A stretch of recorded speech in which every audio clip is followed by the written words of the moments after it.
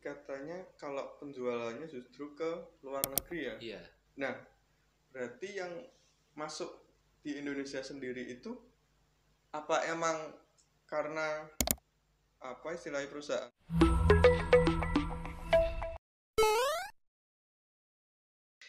Nah, akhirnya setelah dari Mayora mana lagi nih? Apa mungkin justru masih ada tabungan buka usaha sendiri atau masih cari-cari kerja lagi?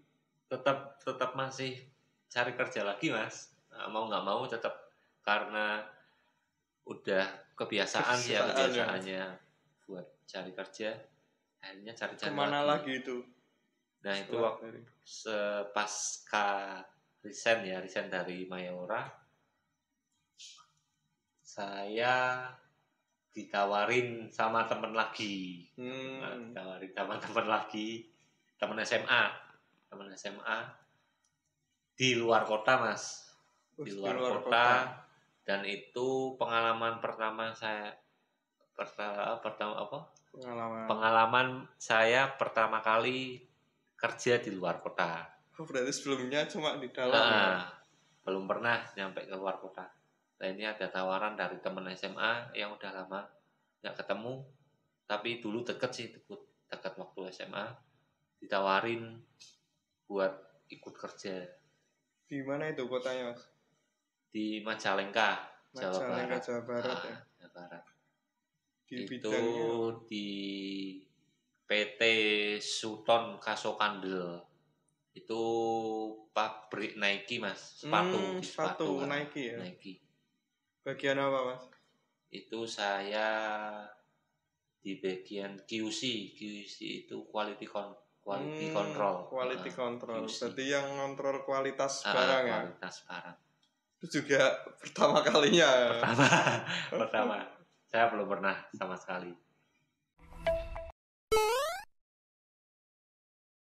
Gimana, Mas, rasanya waktu itu?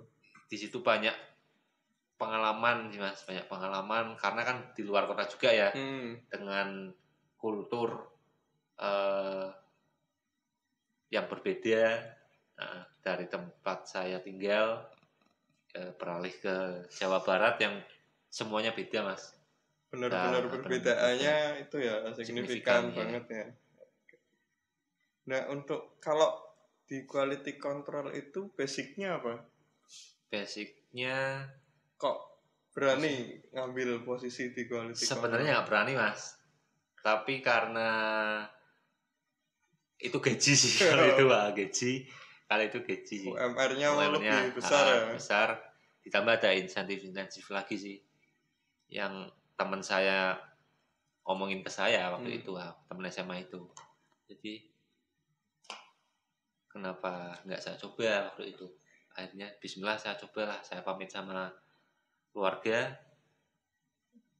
sebenarnya agak berat juga karena saya belum pernah sama sekali kan keluar kota, hidup sendiri. Itu tinggalnya di kontrakan apa di ada kos? Mes? Kos, Mas. Saya ngekos. Alhamdulillahnya saya berbagi satu kamar dengan teman saya waktu SMA itu. Cuman beda di kerjaannya. Jadi bisa patungan ya untuk biaya kosnya. Biaya kos. Itu kalau di quality control berarti kinerjanya apa, Mas? Saya ngerjainnya itu benar yang tadi Mas bilang sih, mengontrol kualitas upper sepatu, Mas. Kita kan produksinya upper, jadi upper itu atasannya sepatu ini, Mas. Atasnya itu kan kita yang produksi, ada bagiannya sendiri yang bikin, ada banyak banget operatornya. Terus kalau udah dibikin selesai, saya yang ngecekin barangnya itu layak nggak. Ya ada trainingnya juga, di training 1 minggu kayaknya, kalau nggak salah 1 minggu. Berarti itu khusus upper terus khusus atasannya ya, belum jadi sepatu. Belum jadi. Itu ya. Belum jadi. Nah itu mungkin juga akhirnya kan jadi tips nih untuk, mungkin kan kalau hanya pembeli kan barang udah jadi. Nah untuk benar-benar mengecek kualitas, kan pasti mungkin ada ya dari perusahaan yang katakan barang reject lah. Iya. Nah, itu untuk yang kalau awam, bagi orang awam itu ngeceknya gimana? Barang itu ori apa enggak gitu, Pok? Mungkin lebih ke ori sama KW. Oh. Kalau saya kan faktnya kan di uppernya ya, di bagian atasnya. Kalau di bagian atas sih di catnya sih Mas, di warnanya. Kalau yang KW-KW kan mungkin beda, warnanya beda, jelas beda. Bisa dilihat lah secara gamblang. Karena kan kita lihat produk. Contohnya yang buat bikin upper model ini, itu kan bisa lihat jelas detail. Jadi kalau ada barang KW buat bandingin ya saya tahu sih. Oke. Nah, kalau kesulitan mungkin awal ketika. Iya, banyak Mas kesulitannya Mas. Lebih ke apa itu? Ya kesulitan yang paling mendasar sih di kerjaan saya waktu itu ya, di bagian untuk pengecekan di detail warnanya Mas, detail warna itu kan kita kan kok kita sih perusahaan Kaso Kandel itu kan ya, Sultan Kaso Kandel namanya, itu kan Nike Mas, Nike dari Amerika ya. Berarti itu satu perusahaan cuma apa istilahnya mengeluarkan produk Nike, apa ada lain juga? Ada brand khusus Nike, emang. Ya. Dan itu dijualnya enggak di Indonesia Mas, di Eropa, di Italia, di Belgia, di macam-macam lah, di Cina. Itu yang bikin dari Indonesia, di Majalengka itu. Kesulitannya itu yang paling mendasar ya, detail warna, model itu sepatunya itu sih, itu harus bisa jeli, terus juga ya perbedaan warnanya harus bisa membedakan sih. Pernah nggak melakukan ibaratnya kan di quality control? Nah, kalau biasanya kesalahan yang terjadi itu apa? Misal kok apa mungkin ini seharusnya nggak lolos cuma dilolosin. Kesalahannya ya mesti ada lah Mas kalau dibilang apa salah. Biasanya kalau biasanya di pelangkan Mas, kan kita kan kayak sablon juga, tapi sablon. Kan lebih bagus lah, entah apa namanya ya, saya kan nggak fokus di itunya, kan ngecek itunya ya, ngecek barangnya. Di prosesnya itu si pelangkannya kadang pada bolong, terus ada yang warna yang lebar, jadi banyak sih yang fatal di situ. Itu berarti langsung masuk reject ya? Masuknya reject, tapi kalau cuma sedikit itu bisa di repair, bisa diperbaiki. Jadi saya harus bisa bedakan barang ini di repair, barang ini reject, barang ini repair, barang ini reject, ini lolos langsung masuk, itu bisa. Itu kan tadi katanya kalau penjualannya justru ke luar negeri ya? Iya. Nah, berarti yang masuk di Indonesia sendiri itu apa emang karena apa istilahnya perusahaan Nike-nya di luar, akhirnya ya harus kirim dulu, nanti ketika di Indonesia harus impor lagi atau gimana itu? Mungkin seperti itu mungkin. Karena kan dia yang punya modal kan, yang punya pabrik. Iya. Jadi barangnya tetap. Berarti nggak bisa ya dari perusahaan sini langsung dijual ke sini, nggak bisa ya prosedurnya ya?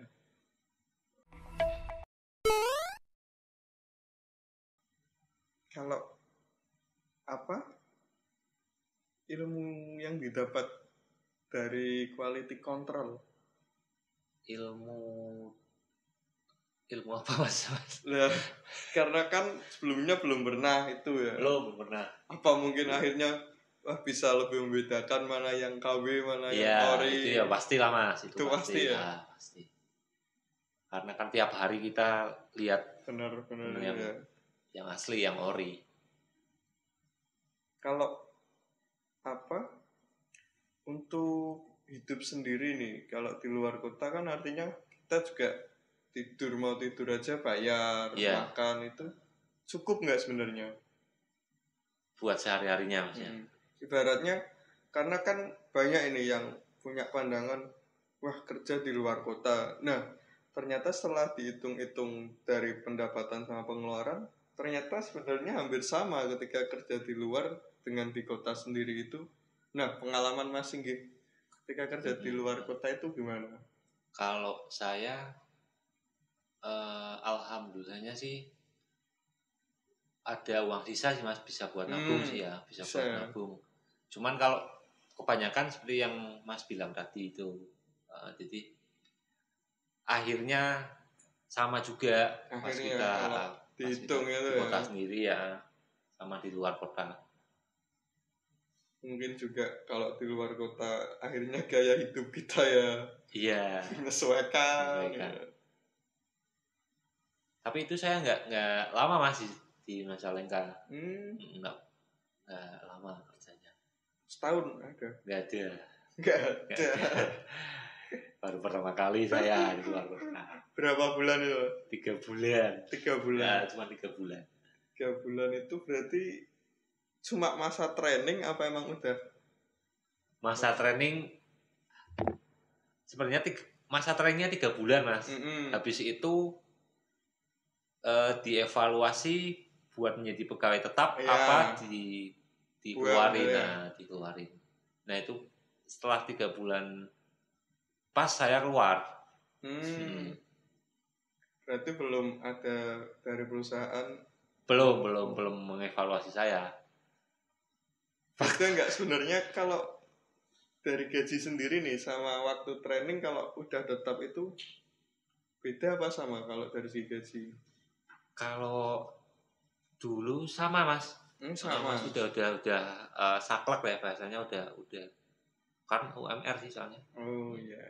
Dan kita juga ngerjainnya ya kayak gitu. Sama. Ada insentifnya nggak Mas? Ada insentifnya. Itu dihitungnya dari apa? Dari lembur. Oh lembur. Kan kita kan 8 jam kerja biasa ya, normal 8 jam kerja.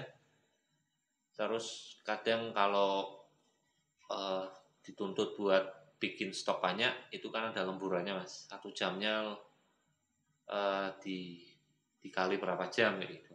Oke. Itu berarti cuma 3 bulan ya. Setelah 3 bulan balik ke sini. Kalau bawa uang atau zong aja ini? Bawa uang. Artinya buat ya bukti lah ya ini kerja di luar kota. Pulang masih gitu ya. Pulang.